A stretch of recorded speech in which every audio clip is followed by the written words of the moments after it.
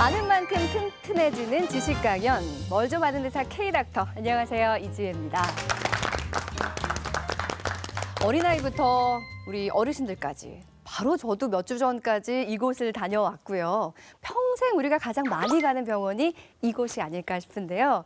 바로 치과입니다. 우리가 그동안 몰랐던 이와 잇몸에 대한 건강 지식, 치과 장혁진 선생님 모시고 이야기 나눠보겠습니다. 어서 오세요. 안녕하세요. 안녕하세요. 치과의사 장혁진입니다.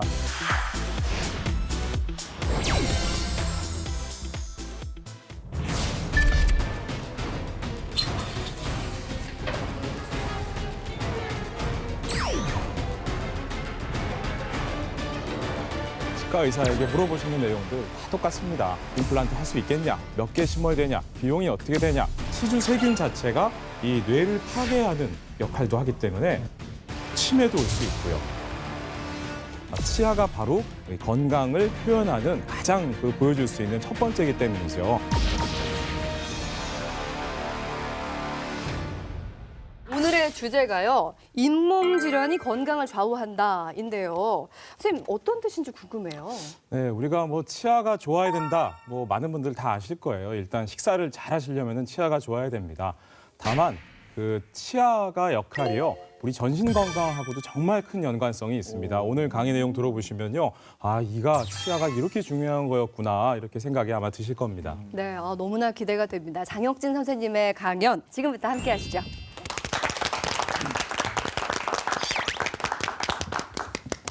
일단 여러분들 관심을 끌려면은 제가 돈 얘기부터 먼저 좀 해보면 될 것 같아요. 치과 하면은 먼저 떠오르는 게 돈이죠. 치과 치료비도 비싸고요. 근데 과연 그 치아 하나의 가치가 얼마나 될 것 같으세요? 치아 하나의 가치. 사실 이런 질문을 했다는 거는 비싼 거거든요. 그렇죠. 네, 이 가치가 비쌀 거예요. 그러니까 제가 얼핏 들었을 때 임플란트를 만약에 다 했을 경우에 대략 한 3천만 원 선이라고 제가 얘기를 들었어요. 그러면 물가 상승도 좀 있고 하다 보니까 제가 이 얘기를 들은 지가 좀 됐으니까 네, 4,500으로 하겠습니다. 4,500입니다. 네. 그래요. 다른 분들은 저는 제가 생각할 때는 사회적 가치까지 좀 따져서 다 합치면 한 1억 불 정도 해서 1억. 억소리 난다. 오. 이렇게 많이 말하잖아요. 억소리 날 것 같아요. 네. 일단 10년 전 논문에 의하면요. 사회 경제적인 가치가 치아 하나당 3천만 원이라고 해요. 왜냐하면 하나당? 네, 하나당 3천만 원 정도라고 합니다. 왜냐하면 치료비뿐만 아니라 그 치료를 위해서 병원에 왔다 갔다 해야죠. 평생 관리를 해야 되기 때문에 치아 하나당 가치를 3천만 원 정도라고 얘기를 합니다. 우와. 그럼 우리 치아 개수는 28개거든요. 네. 그러면은 28 곱하기 3천 하면은 8억 4천만 원. 네. 진짜 억소리 나. 근데 그게 10년 전의 그 논문이니까. 그럼 더 올랐겠네. 그렇죠. 10억 넘는다고 봐야 되고요. 그래서 오늘 여러분들 제가 관심을 끌려고 일단 네. 돈 얘기부터 먼저 좀 시작을 해봤습니다. 성공하셨네요. 자, 잇몸 질환이요. 제가 치과 의사라서 하는 얘기가 아니고요. 잇몸 질환, 이 정말 흔한 질환입니다. 통계에 의하면요. 가장 많은 질환이 뭐냐면 바로 잇몸 질환입니다. 우와. 우리가 성인 인구 6명 중에 1명은요. 이 잇몸 질환에 감염돼 있는 상태라는 통계가 있습니다. 근데 이 치과의 가장 흔한 질환은 충치와 바로 잇몸 질환인데요. 충치를 일으키는 세균하고 잇몸 질환을 일으키는 세균은요. 감염이 됩니다. 우리가 옛날 어르신들 있죠? 애기들한테 할머니들이 씹어서 주잖아요. 네, 맞습니다. 이거 뜨겁지? 할머니가 호에서 줄게. 딱딱하지? 할머니가 고기 씹어서 줄게. 네. 야. 그거 며느리들이 제일 싫어하는 거죠. 네. 근데 이거를 이렇게 하시면은 그 할머니의 치주 세균이 옮깁니다. 그리고 어머님도 자기 자식이 아무리 이뻐도요. 본인이 충치가 많으시면은 뽀뽀해도 안 됩니다. 이 충치 세균이 감염이 되거든요. 네, 그렇기 때문에 이 세균도 이 감기처럼 치주 세균이라든가 충치 세균은 감염되지 않도록 관리를 잘 해주시는 것이 중요하다고 할 수 있겠습니다. 이 치주 세균은요 정말 독합니다. 치주 세균 자체가 이 뇌를 파괴하는 역할도 하기 때문에 실제로 치매도 올 수 있고요. 또 여러 가지 있습니다만 당뇨도 있죠. 네. 뇌졸중, 치매, 골다공증, 폐렴, 심혈관 질환. 이 제가 괜히 겁드리려고 하는 말씀이 아니고 실제로 치주 세균이 있으면은 이와 같은 전신 질환의 위험성이 상당히 높아집니다. 다만 이 전신 질환을 겪으시면서도 본인이 모르시는 거예요. 내가 잇몸이 안 좋아서 이렇게 된 거를 모르시기 때문에 치주 질환을 예방하는 것이 이렇게 우리 전신 질환과 상당히 중요하다고 할 수 있겠습니다. 자, 그럼 이와 같은 잇몸 질환은 왜 생기느냐, 또 어떻게 막을 수 있느냐? 하나밖에 없습니다. 뭐예요? 우리 입안은요, 정상적으로 치주 세균이 있습니다. 근데 그 치주 세균이 먹을 수 있는 음식을 그 영양분을 섭취할 수 있는 것을 없애주면은 치주 세균은 더 이상 자랄 수가 없죠. 굶겨주긴 네, 그렇죠. 근데 이 치주 세균은 뭘 먹느냐? 네. 바로 우리 입안에 있는 음식물 찌꺼기를 먹고 번식을 해버립니다. 그러면은 치주 세균이 자라면서 잇몸 질환이 생기게 되는 것이죠. 강의를 들으면서 저는 치약은 저희가 매일매일 쓰잖아요. 요즘에 명품 치약이다, 뭐 오만 치약 종류가 많은데 네. 이게 좀 비싸다고 좀 더 효과가 있는 건가요? 아, 그냥 궁금하다, 진짜. 네. 치약은요, 많은 분들한테 제가 여쭤봅니다. 치약 뭐 쓰세요? 이렇게 여쭤보면은 네. 뭐 대답이 제각각입니다. 포장이 예쁜 거요, 맛이 좋은 거요, 아니면 할인하는 거요, 여러 개 파는 거요, 뭐 이런 여러 가지 말씀 많이 하시는데요. 네. 증상에 따라서 본인 치아 상태에 따라서 쓰시는 것이 다 다릅니다. 예를 들어서 잇몸 질환이 있으신 분들은 또 잇몸 치료를 할 수 있는 성분이 들어가 있는 것을 쓰시는 것이 좋고요. 또 이가 시리신 분들은 또 시리신 분들에게 도움이 되는 치약이 있습니다. 또 흉치가 잘 생기시는 분들은요, 플라그가 많이 낀다는 것이기 때문에 이 돌가루, 마모제가 들어가 있는 것들을 좀 쓰시는 것이 좋고요. 또 미백치약 같은 것도 관심이 있으실 텐데요. 우리가 그 미백치약은 좀 한계가 있습니다. 그렇기 때문에 특히 한국 분들 드시는, 우리나라 사람들 드시는 음식이 착색이 맞아요. 잘 됩니다. 맞아요. 네. 김치, 고춧가루 얼큰한 거 네. 착색이 잘 되는데요. 이 치약만으로는 좀 한계가 있기 때문에 그런 착색이 잘 되는 음식이라든가 또 흡연을 좀 피해 주시면요, 치아들이 좀 착색되는 것들은 좀 막아줄 수 있을 겁니다.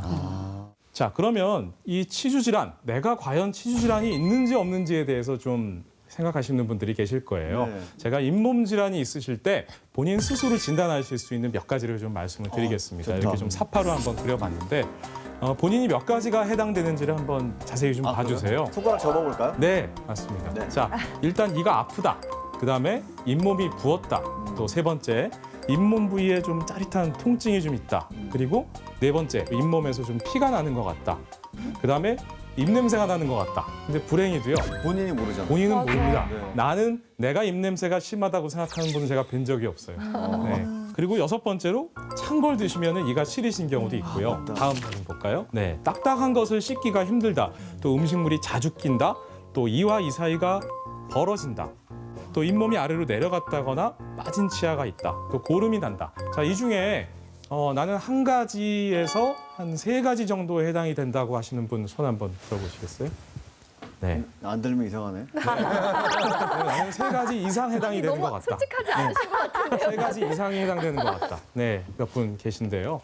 자, 일단 한 가지라도 해당이 되면은요, 잇몸 질환이 좀 있다고 의심을 좀 해봐야 되고요. 세 가지 이상 있다.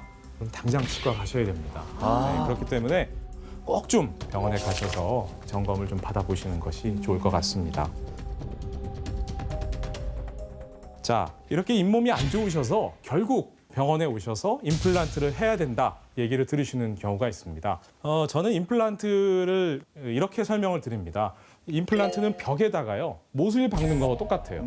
벽에다 못을 박은 다음에 거기다 무거운 액자를 겁니다. 근데 볼일을 보고 있다가 갑자기 꽝 소리가 나서 가보면 액자가 떨어져 있죠. 네. 그러면 누구도 그 못에 문제가 있다라고 생각하지는 않습니다. 이 벽의 문제죠.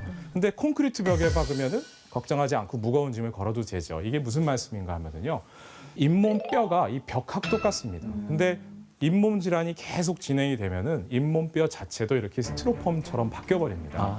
그러면은 이 치료 시기를 놓쳐버리면은 결국은 임플란트를 하셔서도 또 실패를 한다거나 아예 못 심는 경우가 있죠. 본인 증상이 그렇게 크지 않다고 해서 방치하시다가 결국은 이렇게 스티로폼처럼 돼버리면은 나중에 임플란트를 하시고 싶어도 못 하시는 경우가 있기 때문에 병원에 꼭 좀 가셔서 관리를 받으시면서 임플란트 치료를 받으시면은 도움이 될 것 같습니다. 우리가 치아가 28개이기 때문에 뭐 옛날에는 임플란트 초기에는 28개도 심었습니다. 뭐 사람 작죠.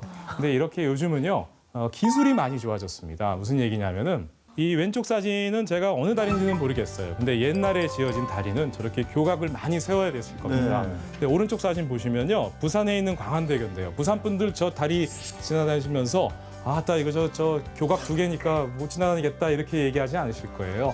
바로 공법이 좋아졌기 때문입니다. 임플란트도 요즘 기술이 많이 좋아졌기 때문에 임플란트 개수도 또 줄일 수 있는 방법이 있거든요. 이제 예를 보면서 좀 말씀을 드릴게요. 예를 들어서 이렇게 부분적으로 왼쪽 사진 보시면은 3개가 빠졌다. 이런 경우에는 2개 정도 심어서 거는 방법이 있습니다. 근데 오른쪽 사진 보시면요. 아이고, 이거 나는 전체 치아가 다 빠졌는데 특히 예를 들어서 이렇게 아래가 다 빠졌다. 그럼 아래 14개니까 나는 10개 심어야 되는 거 아니냐. 대충 계산해 보시고서 아이고, 나 안 되겠다. 포기하시는 경우도 있죠. 하지만 요즘은요. 아까 제가 다리 사진 보여드린 것처럼 임플란트 개수를 또 적으면 6개, 4개 또 이렇게 부분적으로 탈착식으로 또 만들면 2개만 심으셔도 또 편하게 쓰실 수 있는 방법들이 많이 나와 있기 때문에요. 또 이렇게 비용적으로도 부담이 많이 줄어들어 있으니까 최대한 자기 치아를 관리하시면서 쓰시되 만약에 임플란트를 하셔야 되는 경우가 생기신다면은 좋은 방법을 이용해서 치료받으시면은 비용도 또 많이 줄여서 치료를 받으실 수 있지 않을까 생각이 듭니다. 네. 그리고 제가 그 치과 치료다 보니까 네. 제가 개인적으로 좀 궁금한 게 우리 부모님들은 사실 또 임플란트니 뭐니 이런 거 하다 보면 사실 좀 심적으로 또 경제적으로 좀 많이 좀 부담이 되실 것 같아요. 네. 그러다 보면 혹시 우리 부모님들을 위해서 뭐 또 다른 뭐 혜택 뭐 이런 게 좀 있는지 네. 또 어떻게 받을 수 있는 또 기회가 되는지 이런 게 좀 궁금하거든요. 네. 요즘 평균 수명이 90세이기 때문에 만약에 60세부터 치아가 없으시다 그러면 30년 동안 제대로 식사를 못 하시는 겁니다. 이 우리나라의 의료보험 체계가요, 정말 잘 돼 있습니다. 이 과거에는 그 70세 이상에 해당되셨던 그 사항이요. 2018년도부터는 65세 이상으로 내려왔습니다. 그래서 임플란트 의료보험이 지금 시행되고 있고요.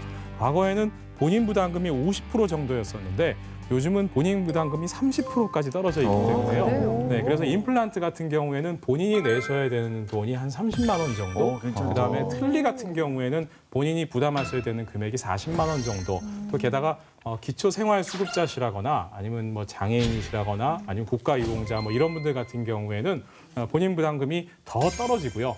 그 아마 이런 본인이 어디에 해당하시는가는 아마 그 인터넷을 한번 찾아보시면 잘 나와 있을 겁니다. 아마 연세 드신 분들이 이 내용을 잘 모르실 수 있기 때문에요. 자제분들이 한번 이런 걸 좀 잘 네. 찾아봐 주시면 부모님이 치료 받으시는데도 좀 도움이 많이 될 겁니다. 네. 자, 어떤 치과를 또 택하시는가에 대해서 또 많은 분들 고민하실 겁니다. 자, 좋은 치과, 좋은 임플란트 치료하는 병원 고르는 방법 제가 좀 말씀드리겠습니다. 일단은 그 인터넷의 온라인 매체는 그렇게 믿지 않으시는 것이 좋습니다. 네, 그 온라인은 여러분들 잘 아시지만 뭐 그 스스로 쓰는 경우도 있고요. 네. 이 온라인상은 그렇게 믿지 않으시는 것이 좋을 것 같고요. 물론 참조는 할 수 있습니다. 네. 그리고 두 번째, 치아를 뽑아라라고 하신다면은 조금 의심을 해보시는 것은 괜찮습니다. 그래서 보자마자 뽑아라 하면 네, 맞습니다. 그래서 2군데, 3군데 정도 상담을 받아 보셨는데 전부 다 뽑아라고 하신다면은 뭐 그 의견에 따르셔도 될 것 같고요. 네, 이렇게 좀 몇 군데 상담을 좀 받아 보시면서 아, 정말 신뢰가 간다고 하시는 병원에서 치료 받으시는 것이 좋을 것 같고요. 또 제일 중요한 내용입니다. 여러분도 주치의를 두실 수가 있어요. 제가 2가지 말씀드릴게요. 첫 번째는 치과 의사, 임플란트 치료하는 의사를 만날 때는요. 여러분보다 나이가 조금 어린 의사를 만나시는 것도 하나의 방법입니다. 왜냐하면요. 우리가 피부과나 내과는요. 본인이 다니시던 병원이 없어져도요. 상관이 없습니다. 다른 병원 가면 됩니다. 하지만 임플란트 치료하는 병원은요. 만약에 없어져 버리면은 다른 병원 가도 잘 봐주질 않습니다. 이미 한 번 심어놓은 임플란트는 바꿀 수가 없기 때문에 그래서 이미 한 번 심은 병원이 근데 우리가 불행히도 뭐 한 5년 정도 지나면 없어져 버리는 병원들이 많이 있어서 낭패를 보는 경우가 있거든요. 그래서 한 자리에서 얼마나 오래 하는 병원인지를 좀 보시는 것도 중요하고요. 그 대통령만 주치의를 두는 것이 아니라 본인도 믿을 수 있는 의사분을 골라서 평생 동안 계속 다니실 수 있는 그 치과 의사하고 친구처럼 지내시면은요 계속 잘 연세 많으시게 되더라도 건강한 식사를 잘 하실 수 있지 않을까 생각이 듭니다. 자, 제가 앞서 그 뭐 맨 처음 도입부에 치아의 가치가 3천만 원이고 뭐 8억 얼마다 이렇게 네네. 돈으로 말씀드리긴 했지만 네. 치아의 가치는 돈으로 따질 수는 없습니다. 네, 정말 이 전신 건강하고도 연관이 돼 있고요. 요즘 그 수명이 평균 수명이 90세입니다. 오래 사시는 것이 중요한 게 아니라 건강하게 드시고 싶은 음식 씻고 뜯고 맛보고 즐기고 하시는 게 정말 중요하거든요. 이 건강하게 본인도 치과 주치의를 두셔서 잘 치료 받으신 다음에 건강하게 식사를 잘 하실 수 있는 노년의 삶을 좀 가지셨으면 좋겠습니다. 아, 두치 말씀하신 게 굉장히 인상 깊었었는데요. 정말 우리가 건강검진도 주기적으로 받잖아요. 그러니까 치과 진료도 주기적으로 갈 수 있으면 우리 건강에 도움이 될 거라는 생각이 들었고, 저 오늘 말씀에 진료부터 치료비까지 자세하게 알려주셨는데 너무나 좋은 강연 잘 들었습니다. 고맙습니다. 감사합니다. 네. 고맙습니다.